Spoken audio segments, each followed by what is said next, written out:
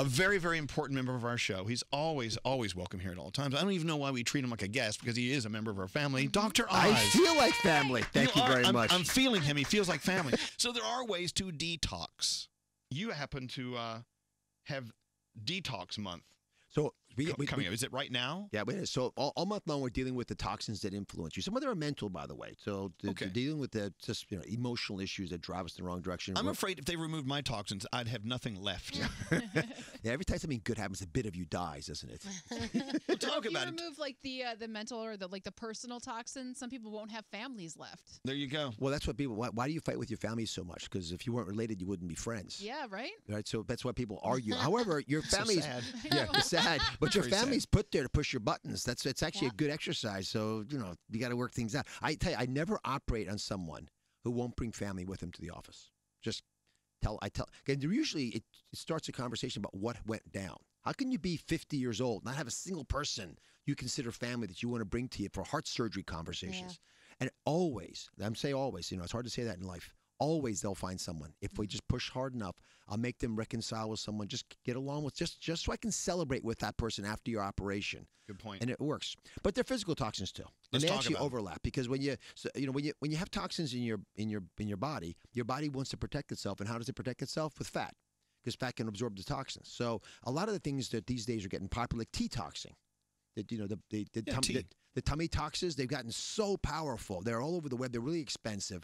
So we're hacking them this week. Mm-hmm. I'll give you for example, if you have a cravings issue, mint teas work well. You've got different kinds of the regular teas, the oolongs and the green teas, all that stuff. Yeah, you got me to drink oolong. I drink oolong tea every day. Yeah, oolong tea is like a yellow banana, right? We have green teas, which are green bananas. We have black tea, which is like black overripe bananas. The oolong's right in the middle. It's that yellow tea that you want. It's the right combination of caffeine with energy.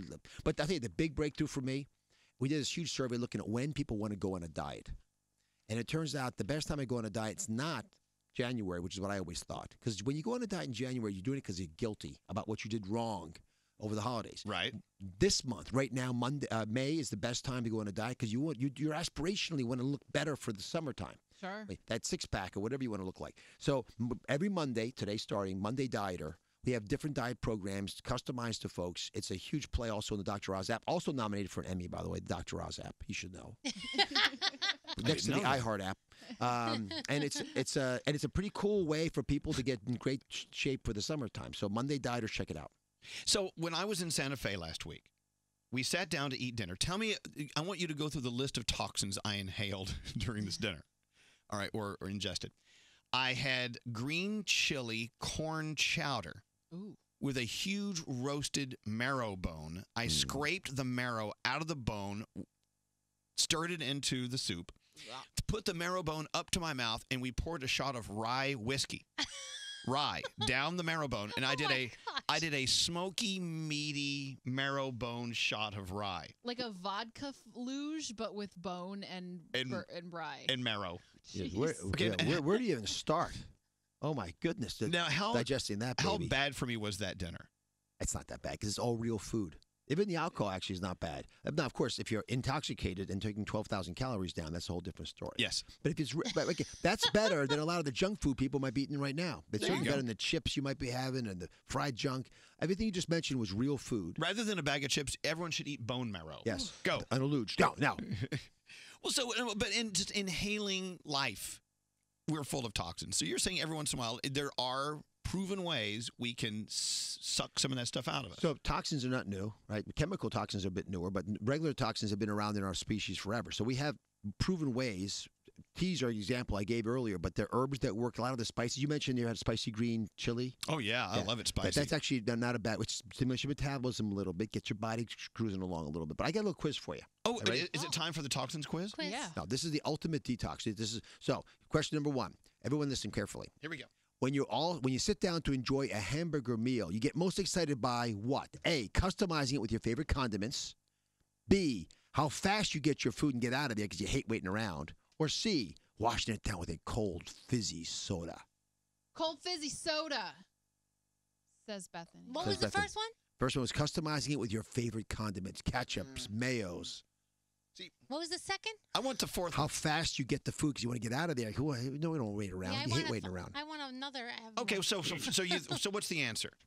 Actually, each of them is a separate problem. These quizzes are not a right or wrong answer. Oh. I wanted a fourth one. The bun. The bun, the bread.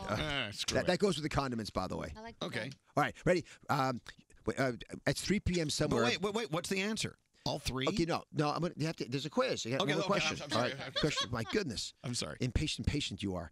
All right, reflux. When you get reflux, you get that little lump, right? 25 million Americans have that. Yes. So when do you get that feeling? A, after you've eaten something spicy. Yes. That's when everything starts coming up. B, after you eat a breakfast and you got to get on the go because you got stuff to do. Yes. C, after you take a big cup of coffee and drink it down. Yes, all three. All three. Yeah, absolutely. and also angst. Fourth. All right. So last one. 3 o'clock in the afternoon today, right? You had a long day. What's top of your mind? Is it A, you're daydreaming about what's going to be going down for dinner, what you're going to have for dinner? Is it B, doubling down on that to-do list because you got so much to do and little time? No. And C, how tired you are. You can't wait to get home and cuddle into bed. Yeah, C. C. All right. A and C. A and C. Okay, so if all the A's people, right, you're a food trigger personality, which means you love eating the heavy, fatty, acidic stuff. Oh, interesting. The pizzas and the tomatoes. Guilty. If guilties. If you're a B, it means you're a speedy eater type because you're always in a rush, right? You got a long to-do list and you got all that stuff to get done. You're not going to take any time for life. C, this is a big one, the caffeine triggers. You guys know who you are. You love your coffee, but you also love your soda, whatever. It helps you get ahead of people. I was all C's. You're all C's? Yeah. So I love these little quizzes, and they're popular, as you know, online because people can find themselves in it. And this happens to be for problems with reflux, but it's true for most food issues. If you can figure out what your real weakness is, you can pick like a missile, just knock it right out. Yeah. Guided missile to knock out your weakness. Yeah, sometimes we need a little help and guidance in figuring ourselves out. Yeah. And then that's how you do it, taking these quizzes. Well, one day they can take a little drop of blood from your fingertip, and they're starting to do it now, and they'll tell you exactly what your metabolic weaknesses are. So, for example, some people need more vitamin A. Other people, they can't get enough D. Or I happen to have a weakness with caffeine. I know I can't get enough D. Yes. That's what I thought. You just fell into that so one. So one day, just one little drop of blood will be able to tell our complete story. Yeah, you won't have to guess. So people out there, you know what? There's so much diet advice because there's so many different diets that would work. You just don't know which one. So you keep trying, and finally find the one that works for you. But you're not telling us to totally disregard No, you don't want to be a food Nazi. You're right. 80-20, right? 20% of the time it should be stuff that's not the ideal stuff. The problem we fall into is when the 20% becomes the 80%. Listen, Jimmy Kimmel had that really passionate plea about healthcare in America. And I was on that show because we were talking about his son's operation. And it was so moving to see him articulate what a father needs people to hear, which is, I want to protect my boy. I need to be in a country where we can do that for all fathers. But I got news for you. We're never going to solve this problem in Washington. This is not a Republican or Democratic issue. This is an American problem. So if we're really going to deal with health in America, we got to be healthier. We've talked about the fact that you win the battle in your bathroom, your kitchen, your living room. But more and more Americans have to realize it's patriotic to do that stuff. So yeah, go ahead and have your fries, but leaving the bun out does make a difference.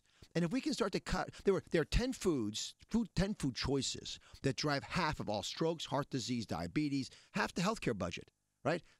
10 food choices. Make those choices the right way. If we cost half as much, we can make it work. The average American costs twice as much to take care of as if you lived in Europe or another country. Well, that's crazy. We can't balance that. I don't care what party you are. There's not enough money to go around. If we're healthier, we can afford all of our care and take care of the people who really need it.